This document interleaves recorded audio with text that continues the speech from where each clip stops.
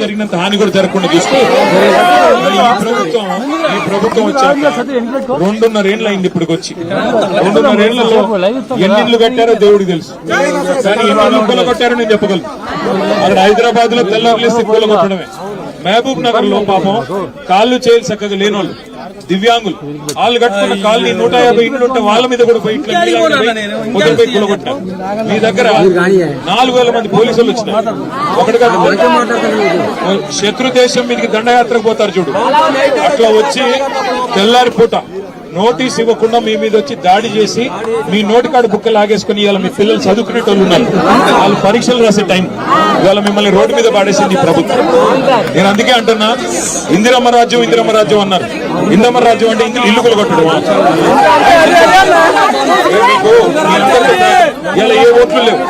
నేను రాజకీయం కోసం రాలేదు. కేసీఆర్ సార్ చెప్పాడు, మీకు చెప్పమన్నాడు కేసీఆర్ సార్. మళ్ళీ మీకు ఇదే వెలుగుమట్లలో ఇదే జాగలో మీకు ఇల్లు కట్టించి మళ్ళీ గృహ ప్రవేశం కూడా మేమే చేయాలి.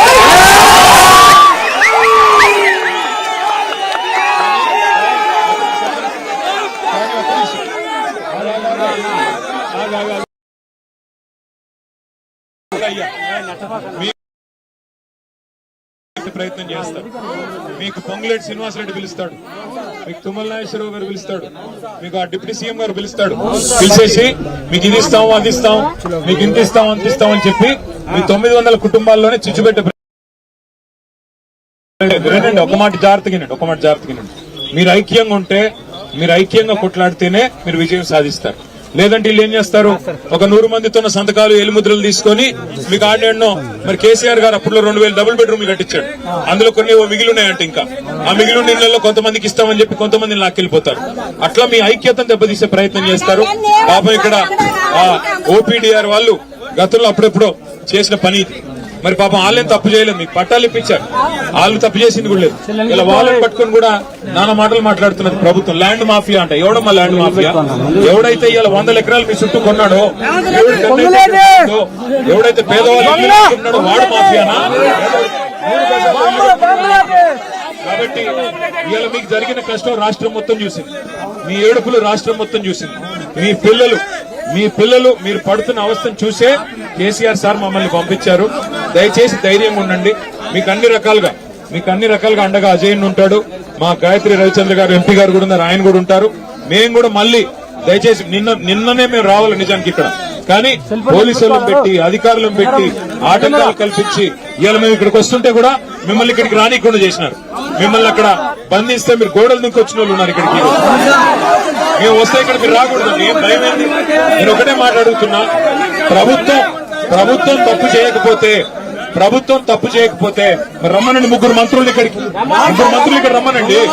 వాళ్ళు వచ్చి చెప్పొచ్చు కదా, కలెక్టర్ రావాలా, మంత్రులు రావాలా. తప్పు జరగకపోతే మీది తప్పు అయితే వాళ్ళు వచ్చి చెప్పొచ్చు కదా. ఎందుకు ధైర్యం లేదు? తప్పు చేశారు. ఇంకొక మాట నిన్న మొన్న ఆర్డీఓ గారితో ఇల్లు కొలగొట్టించారు. ఇప్పుడంట మంత్రులందరూ మంచోళ్ళంట, ఆర్డీఓ మంచోళ్ళు కాదంటే అందుకే ఆయన పంపించారు, ఇక్కడ ట్రాన్స్ఫర్ చేశారు. అంటే ఒకరిని బలి పశువు చేసి తప్పించుకునే ప్రయత్నం ప్రభుత్వం చేస్తుంది. ఏ తప్పు జరగకపోతే ఆర్డీఓని ఎందుకు ట్రాన్స్ఫర్ చేశారు? ఏ తప్పు జరగకపోతే ఆర్డీఓని ఎందుకు తక్షణమే ఆకస్మికంగా ట్రాన్స్ఫర్ చేశారు? ఎందుకు బదిలీ చేశారు? ఈ సమాధానం చెప్పాలి ప్రభుత్వం. మంత్రులకు నిజంగానే ధైర్యం ఉంటే, మంత్రులు తప్పు చేయకపోతే వాళ్ళు ఎందుకు రావట్లేదు ఇక్కడికి? డిప్యూటీ సీఎం పొంగులేటి తుమ్మల రావాలి కదా, వచ్చి మీతో మాట్లాడాలి కదా. అందుకే ధైర్యంగా ఉండండి. మీ కేసీఆర్ అన్నున్నాడు మీ ఎంబడ, కేటీఆర్ అన్నున్నాడు, మేము అందరం ఉన్నాం మీకోసం. ఎట్టి పరిస్థితుల్లో మీకు న్యాయం జరిగేదాకా మీతో ఉంటాము. కోర్టుకు పోదాం, మీకు అన్ని కాయిదాలు ఉన్నాయి, కోర్టుకు పోదాం. కోర్టుకు కూడా మీరు రూపాయి ఖర్చు పెట్టుకునే పనిలా మేము పార్టీ తరఫున మేము కొట్లాడతాం, మీకు మేము అండగా నిలబడతాం. దయచేసి ఐకమత్యాన్ని కోల్పోకండి, సంఘటనగా ఉండండి, ఒకటిగా ఉండండి, ధైర్యంగా ఉండండి. అంతేనా? ఓకే, మళ్ళీ వస్తాం, మళ్ళీ మిమ్మల్ని కాపాడుకుంటాం. ధైర్యంగా ఉండండి, ఎవరు కూడా బేజారు కాదు. మేము మీకు ఏర్పాట్లు చేసే ప్రయత్నం చేస్తాము.